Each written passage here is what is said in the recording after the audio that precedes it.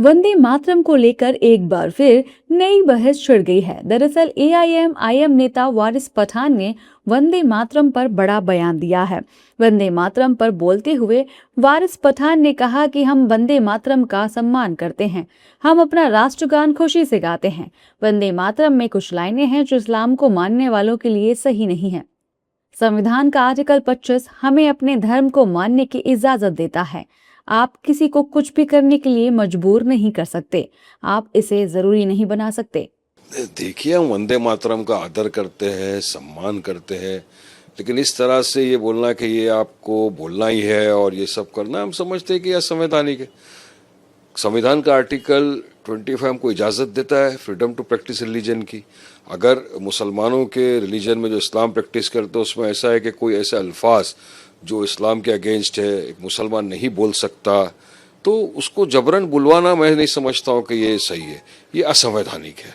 और इस तरह से पास कर देना कोई भी बिल, ये भी सही नहीं है। आप चर्चा करिए, चर्चा के बाद में फैसला करिए। वारिस पठान के इस बयान पर सियासत गर्मा गई है। एनडीए नेता वारिस पठान पर निशाना साध रहे हैं और कह रहे हैं कि वारिस पठान संविधान की इज्जत नहीं करते हैं और उन्हें भारत में रहने का अधिकार नहीं है। अरे प्यार से बोलो वंदे मातरम, दिल से बोलो वंदे मातरम। अपने वतन के लिए ये वंदे मातरम बोलने में किसी को एतराज नहीं होना चाहिए। वंदे मातरम भारत की आत्मा है, देश का राष्ट्रगान है, राष्ट्रीय गीत है। जब वंदे मातरम लोग गाते हैं, और वंदे मातरम वो मंत्र है जिसको गाते गाते लोग फांसी के फंदे पर झूल गए, प्राणों की आहुति दे दी। वंदे मातरम में जो भारत माता की वंदना है, भारत माता को नमन है, तो भारत माँ सबकी है।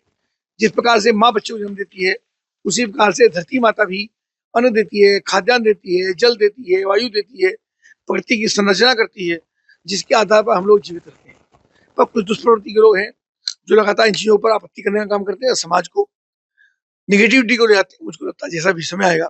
वारिस पठान, आप संविधान का सम्मान नहीं करते हैं, राष्ट्रगीत का सम्मान नहीं करते हैं, और जो लोग भारत माता की जय नहीं बोलते हैं वो इस देश में रहते क्यों हैं?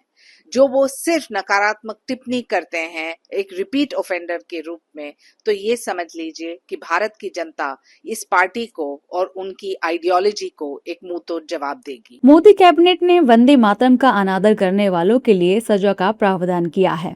राष्ट्रगीत वंदे मातरम को अब राष्ट्रगान जनगण मन के समान दर्जा प्राप्त होगा। राष्ट्रगान के अपमान की तरह राष्ट्रगीत के अपमान पर भी अब सजा या जुर्माना हो सकता है। इसे लेकर ही बोलते हुए वारिस पठान ये बयान दे बैठे।